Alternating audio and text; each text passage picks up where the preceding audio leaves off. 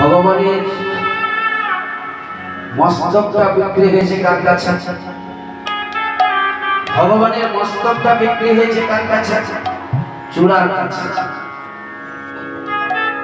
ভগবানের বদনটা বিক্রি হয়েছে কার কাছে? একসঙ্গে বিক্রি হয়।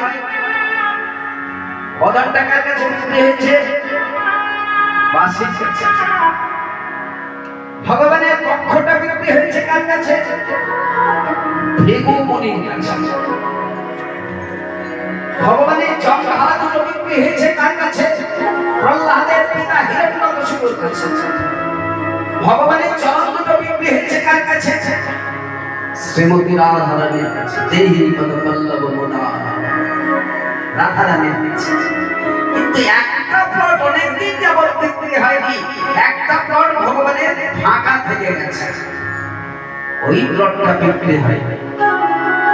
ভগবানের সবকিছু বিক্রি হয়েছে, কিন্তু চরণের তলাটা বিক্রি হয়নি। ওই চরণের তলাটা কে নেবে?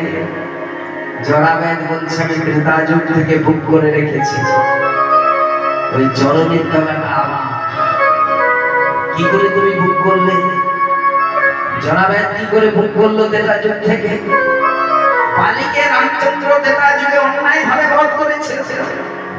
বালির ছেলে অঙ্গদকে রামচন্দ্র ডেকে বলেছিল, হে অঙ্গদ, আমি তোমার পিতাকে বধ করে ফেলেছি, তুমি তার পুত্র, বলো তুমি যা চাও তোমাকে তাই দেব, বলো কি চাই? অঙ্গদ বলল, প্রভু আমি অন্য কিছু চাই না, আমি পিতৃ হত্যার প্রতিশোধ চাই। রামচন্দ্র বললেন, তথাস্তু, তাই হবে, পিতৃ হত্যার প্রতিশোধ। তবে এই